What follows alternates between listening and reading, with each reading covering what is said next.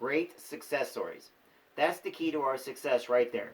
Strategies and plans, projections and roadmaps. They don't make things move, they don't make things happen. If you're going to get anything done, you have to engage people. He placed his hand on his chest and patted his heart a few times. And that starts here. Ben nodded as he saw his moment. Preliminaries were over. It was time to engage, to take charge. Well, that segues pretty well into the reason I'm here. Is it okay if we talk about the current situation for a moment? Of course, said Augustine. Ben ran his hand along the smooth plank just as Augustine had done, marveling at the colors. It would be obvious to any observer, he said, that your people are doing an incredible job. But it's also obvious that they're fighting an uphill battle. Honestly, I think a yes vote Monday would open up a whole new chapter for Alan and Augustine, and he proceeded to lay out his case for the merger. Augustine listened, nodding, and didn't say a word until Ben was finished. Then he nodded one more time, slowly, and he put his hand on Ben's shoulders. When we started, there were just two of us, Alan and me, and a few friends working out of an abandoned church. You saw your first chair upstairs. Ben nodded. Did you know that was made out of wood from one of the church's front pews? Those first few dozen chairs we made by pulling apart our own office. He chuckled, shaking his head, and then the fire finished the job for us. Amazing. He stood up and pressed the elevator's down button. Ben had the sense their tour was over. As I said, Augustine continued, we were just a handful back then, and today we've 500 people. 500. I've never fired a single employee. The terms layoff and cutback are not in our vocabulary, and we're not about to start now. I like you, Ben, but I'm not naive. If you guys buy us, you and I both know what happens next. I lose half my people like so many spare parts, maybe more than half, and I'm not going to stand by and let that happen. Ben started to protest.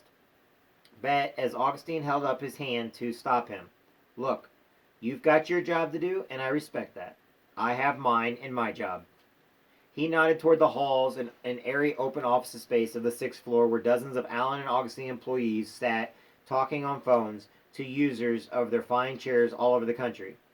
Is their jobs. All right, we're on chapter 6, page 51.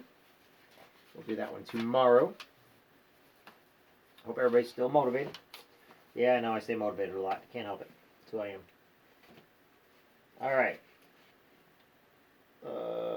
We are going to go here, and then we're going to go ahead and end it for tonight.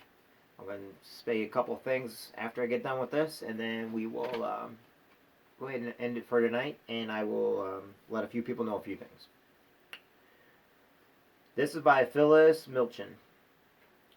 We're short on heroes these days. Too often those who might have dared greatly have traded risk for their fully insured, fully employed, fully smothered daily existence. Hungry for life. Our children watch us and wonder what it's all about. There is no challenge big enough for them, no vision to run toward eagerly, no philosophy to give us fire to their living, no fierce joy to give sense to their dying. But they listen to Willie Unsold, death, he told them, is not too great a price to pay for a life fully lived. Mary Parker Follett. The most successful leader of all is one who sees another picture not realized. He sees the things which belong in his present picture, but which are not there yet. Above all, he should make his co-workers see that it is not his purpose which is to achieve, but a common purpose, born of the desires and the activities of the group. And last is by T.E. Lawrence. All men dream, but not equally. Those who dream by night in the dusty recesses of their minds awake to find that it was vanity. But the dreamers of day are dangerous men, that they may act their dreams with open eyes to make it possible. All right, everybody.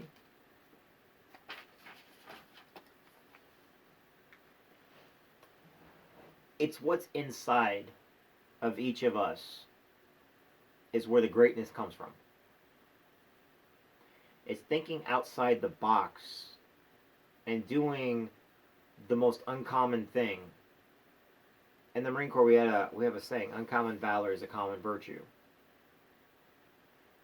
You know, Medal of Honors do not get put on just anybody.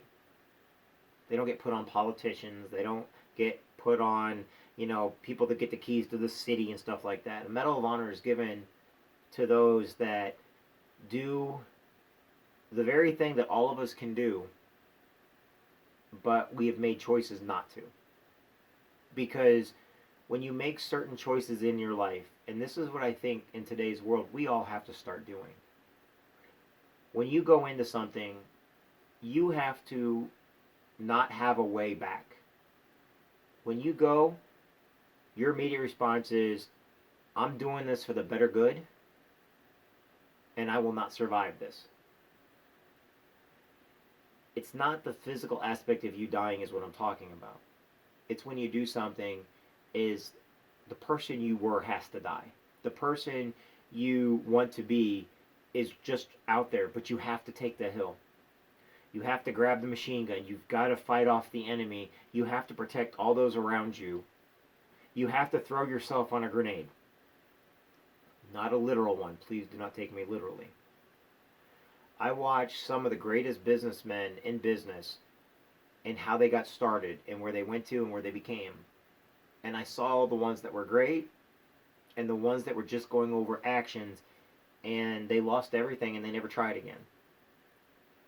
I watch people lose fortunes and not get another dime, yet then I watch others lose fortunes and they make it back twice, if not 3 times, if not triple the amount, because they learned from their failures, they learned from their mistakes. They became the person they needed to become, and they left the other person dead and in the ground, meaning themselves.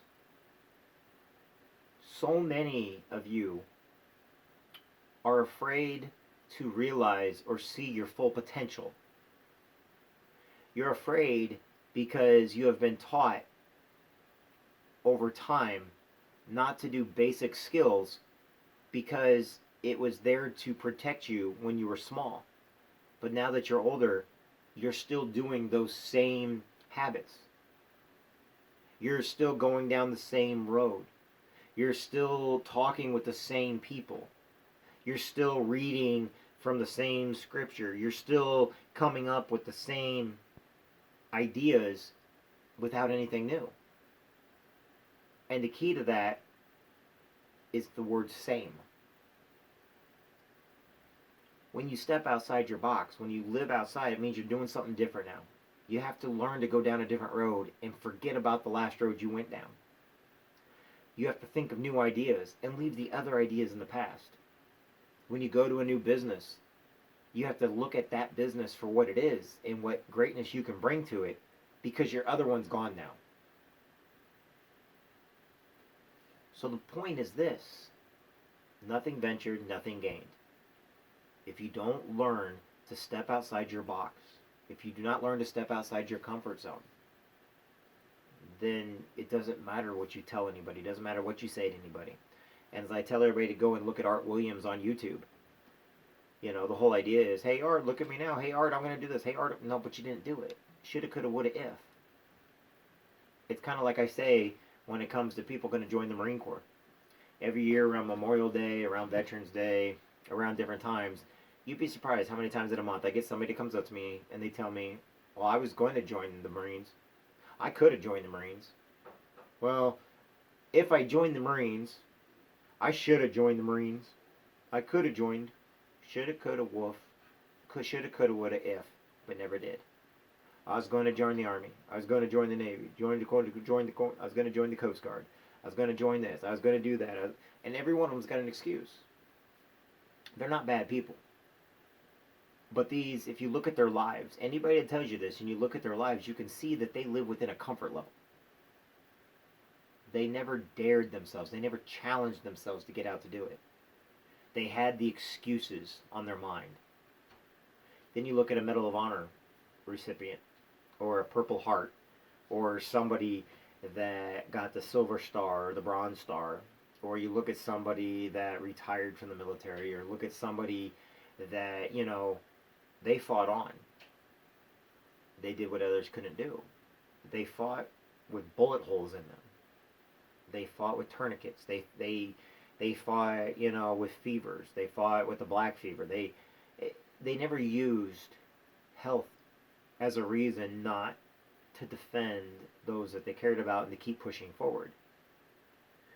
In World War II, Japanese, the Navy and the Army didn't get along, but in World War II, there was more Japanese for every one American. I think equaled 20 or 30 Japanese.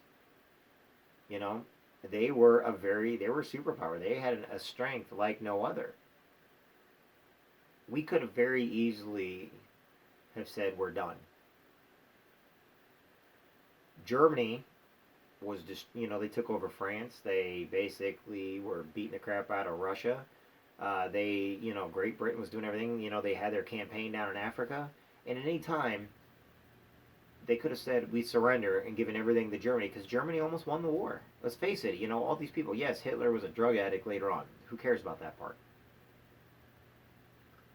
But it took new technologies. It took thinking outside the box, It took, working with Stalin, and it took working with Churchill, I do know that MacArthur, he went in to the Philippines. Didn't have to, but he made a promise to the Filipino people that he would free the Filipino people. He would liberate the people. He didn't have to, but he did. Now, where does all this come from? It becomes from something that's inside of all of us, but some people choose to listen to it, and other people choose to basically squash it because, they don't want to think outside their comfort zone. The Spartans used to have a saying, come home with your sword, or with your shield, or on your shield. Now, I understand the history of Sparta. I understand the history of the Greeks and stuff like that. I've studied them for a very long period of time, but a lot of people don't know is the fighting spirit. It was the spirit to do what others will not do is what gets you ahead. And when Ramses came in and he basically slaughtered the Spartans and he basically slaughtered the Greeks finally started thinking, we're losing everything if we don't do something now. We are not going to exist anymore.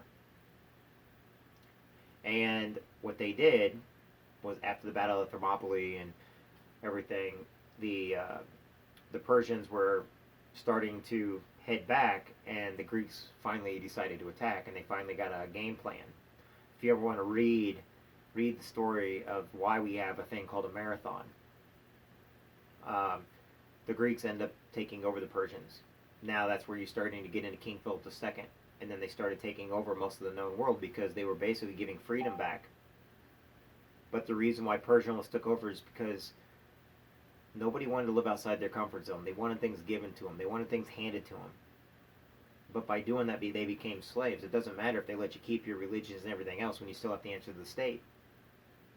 It's the reason why China, the people are great in China, but the government is horrible, to create, just kill people and have political prisoners.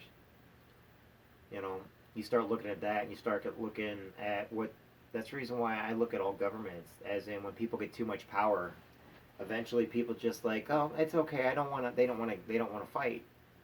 And once you lose that fighting spirit, you lose your humanity.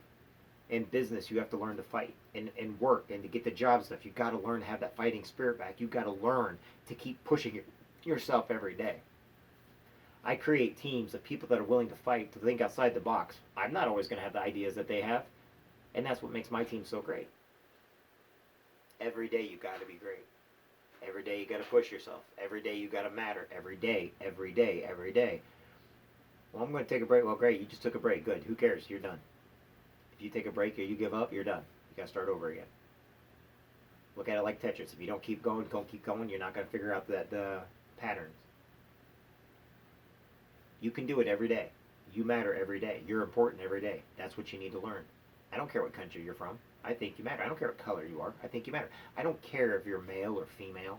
I don't care if you're gay, straight, bi. I don't care about any of that. What I care about is you push yourself forward and you keep doing things for the greater good, and you keep pushing yourself to be better every single day. As you're bettering yourself, you're bettering the people around you. I promise you that. If you're doing it, you're thieving and you're lying and you're being mischievous and stuff like that, then you're hurting the people around you, and eventually no one's going to care anymore. Make yourself better every day. You matter every day. And thank you for joining us today. Okay? And again, to my friend Kathy, thank you very much for the hat. Love it. Everybody, see my new Marine Corps hat? I'm going to start making Marine Corps hats and send them out to all my viewers and stuff also. Not Marines, but just hats in general. Alright, everybody, my name is Jeffrey Jansen. Each and every one of you matters. Each and every one of you makes a difference. Invite people to church with you. Invite people to your religions. Invite people to pray with you. Invite people just to talk with you. So maybe they just need somebody to talk to get rid of their PTSD. And be great and show kindness. Kindness is not weakness. I'm Jeffrey Jansen. Have a good day, everybody.